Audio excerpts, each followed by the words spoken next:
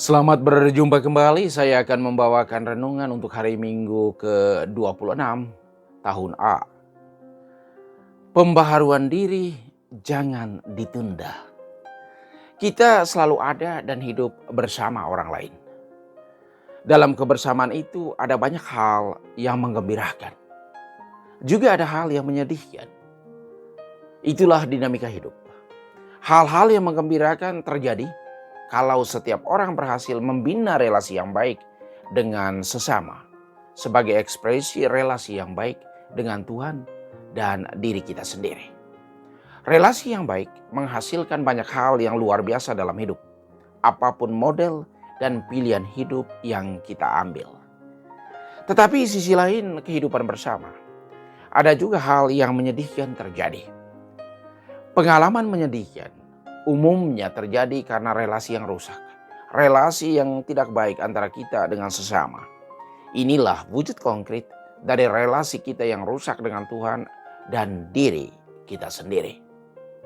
Relasi kita dengan Tuhan rusak disebabkan oleh dosa. Dosa sederhananya ialah tindakan dengan sengaja melawan kehendak Tuhan. Melawan kebaikan umum. Mengingkari keadilan dan kedamaian. Supaya relasi kita dengan Tuhan menjadi baik, kita perlu membaharui diri. Bertobat, itu bahasa Yehezkielnya. Peringatan dari Nabi Yehezkiel bisa dibaca dalam kitab Yehezkiel bab 18 ayat 25 sampai 28. Yehezkiel menasihatkan agar orang fasik itu bertobat dari kefasikannya, dari dosanya. Dengan bertobat, ia dapat membangun kembali relasi yang baik dengan diri sendiri, dengan sesama, dan Tuhan. Relasi yang baik dengan sesama adalah ekspresi dari relasi yang baik dengan Tuhan dan juga dengan diri sendiri. Kita bisa berelasi baik dengan sesama kalau kita sungguh mengenal diri kita sendiri. Siapa kita sebagai seorang Katolik, sebagai orang tua, sebagai anak, sebagai suami istri, sebagai pastor, sebagai biarawan-biarawati, atau sebagai seorang muda Katolik. Kita harus menghidupi jati diri kita. Ciri orang fasik yang ditampilkan oleh Yehezkiel yaitu selalu mengeluh, bahkan mengeluh kepada Tuhan bahwa tindakan Tuhan tidak tepat. Orang fasik melihat dirinya sebagai yang benar dan Allah sebagai yang salah. Ia angkuh di hadapan Allah. Itu bisa dibaca dalam kitab Yehezkiel bab 18 ayat 25. Kalau orang bertobat dari kefasikannya, bertobat dari dosanya, maka ia akan berubah. Ia melakukan kebenaran dan keadilan. Ia menyelamatkan jiwanya. Ia pasti hidup. Itu yang ditegaskan dalam kitab Yehezkiel bab 18 ayat 27 sampai 28. Penegasan Santo Paulus untuk hidup bersama. Paulus mengingatkan, dalam Kristus ada nasihat, ada penghiburan kasih, ada persekutuan roh, ada kasih mesra dan belas kasihan. Itu bisa dibaca dalam surat Rasul Paulus kepada umat di Filipi, bab 2 ayat 1. Paulus mengajak semua pengikut Kristus untuk sehati, sepikir, satu kasih, satu jiwa, dan satu tujuan.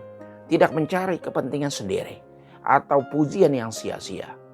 Dengan rendah hati, anggaplah orang lain lebih utama dari dirimu sendiri. Jangan ingat diri, tetapi perhatikanlah orang lain. Dalam hidup bersama, hendaklah kamu bersikap seperti Kristus Yesus. Itu bisa dibaca dalam surat kepada orang Filipi, bab 2, ayat 2 sampai 5. Kristus telah mengosongkan diri dan mengambil rupa seorang hamba dan menjadi sama seperti manusia dalam keadaan sebagai manusia. Ia telah merendahkan dirinya dan taat sampai mati, bahkan sampai mati di kayu salib. Dalam nama Yesus, bertekuk lututlah segala yang ada di langit, yang ada di atas dan di bawah bumi. Dan bagi kemuliaan Allah Bapa, segala lidah mengaku Yesus Kristus adalah Tuhan. Bisa dibaca dalam surat kepada orang di Filipi bab 2 ayat 10 sampai 11. Peneguhan dari Yesus. Yesus mengingatkan pemungut cukai dan para pelacur akan mendahului kamu masuk ke dalam kerajaan surga. Apa alasannya? Alasan utamanya yaitu karena mereka mau sungguh-sungguh bertobat dari dosa mereka dan mulai hidup baru sebagai putra-putri Allah yang merdeka.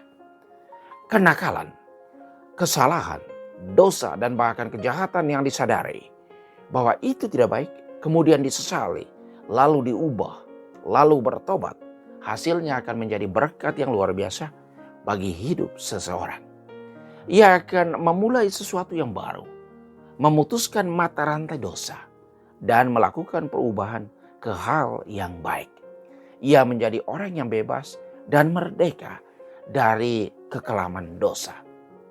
Cerita anak sulung dan bungsu dalam teks Injil Matius bab 21 ayat 28 sampai 32 mengandung pesan implisit tentang kebaikan versus kejahatan, ketulusan versus kelicikan, kerendahan hati versus keangkuhan, pertobatan versus ketegaran. Banyak orang zaman ini bilang iya, tetapi artinya tidak. Ya cuma di mulut, dalam kenyataannya tidak dilaksanakan. Bilang berdamai dengan musuh, tetapi damai di mulut, rusuh dalam tindakan. Bilang cinta persaudaraan, tetapi hidup selalu menyendiri. Bicara koreksio fraterna, tetapi suka ngomong di belakang. Tidak mau bergaul, menghindari kebersamaan dengan orang lain. Ini aneh, tapi nyata. Manusia seperti ini ada. Setiap orang harus sadar akan dirinya sendiri, akan perkataan dan perbuatannya. Untuk sebuah pembaharuan diri, jangan ditunda. Baharuilah diri kita selalu dari dalam. Sesalilah yang salah dan bertobatlah. Jangan ditunda. Tuhan memberkati.